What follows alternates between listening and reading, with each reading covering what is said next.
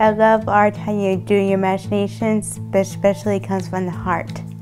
I use charcoals, oil pastels, watercolors, and do iPads. When I first discovered the charcoals on 11, I was in JCC. My first one was the bowling picture.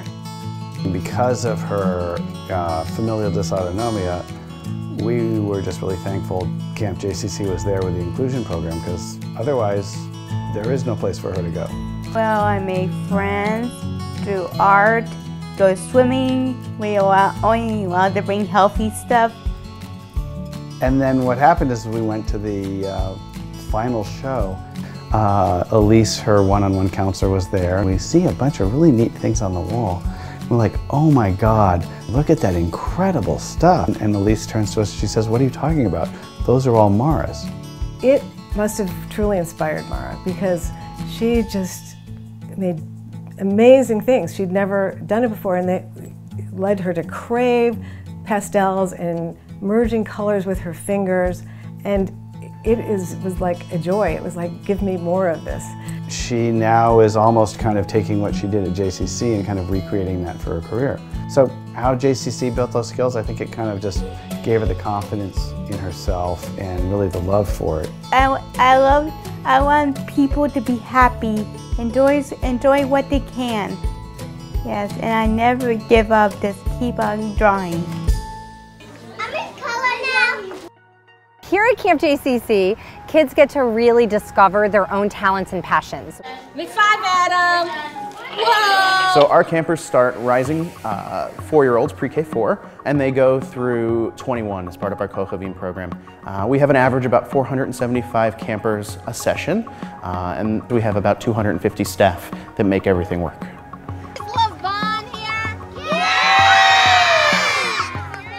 One of the unique things about our program is we have a fully inclusive camp.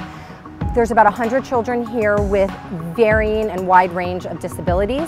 They are fully included into every aspect of camp. We have a full health suite here where we're able to really meet the needs of campers who have significant medical conditions. So when we say that we're fully inclusive, we really embrace children who have all different types of needs, whether they're neurological, cognitive, medical, or social.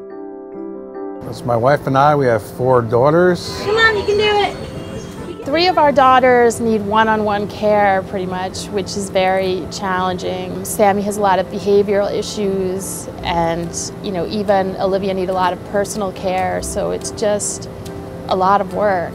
Like, I am not able to work. I have to be a full-time dad because of the situation we're in. Other activities they do, it's usually much more expensive for them. So it's great that they pay the same amount as other campers. The best thing about it is that all of our children are in the same place.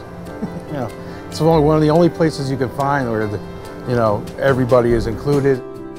Eva started at camp when she was 3 or 4, and now she's 13 in the Kochavim program, and it's been great. Kochavim is an amazing and unusual program because there are very few programs or services out there for teens that age with that level of disability. One of the most important aspects of Kochavim is that we take 2 field trips a week out into the community. They don't spend a lot of time with peers, and to be able to interact with peers who know how to socialize with you, who treat you like a typical teen, we're really enhancing skills that they're going to need in life later on.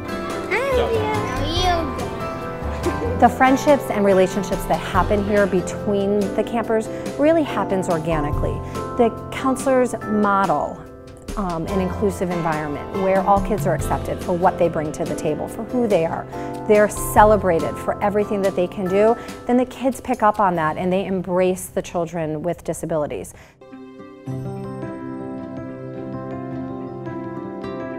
Adam is 4 years old. He is my little spark plug. Zachary is 6 years old.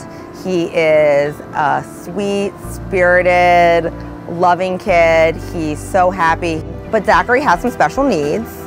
He has a speech and language delay. He is also perceived socially awkward around other children. It's really hard for him to fit in and be a part of the mainstream. He had been kicked out of every preschool setting that we had been in.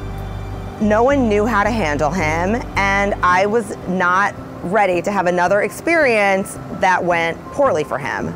So when I first met Heather and I told her, you know, this is what happens in certain situations. He might do this, he might do that. She said, he will be accepted for who he is, he will have a great time, this is the perfect place for him. And she was right, because it is.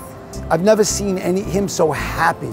He gets, and the person that helps him, Abby, is just amazing. That you could just see there's a bond between them. And okay, what's next? You take my picture. I know that those hours that he's safe and he's being treated properly and he's able to do what he wants to do and be a happy little boy.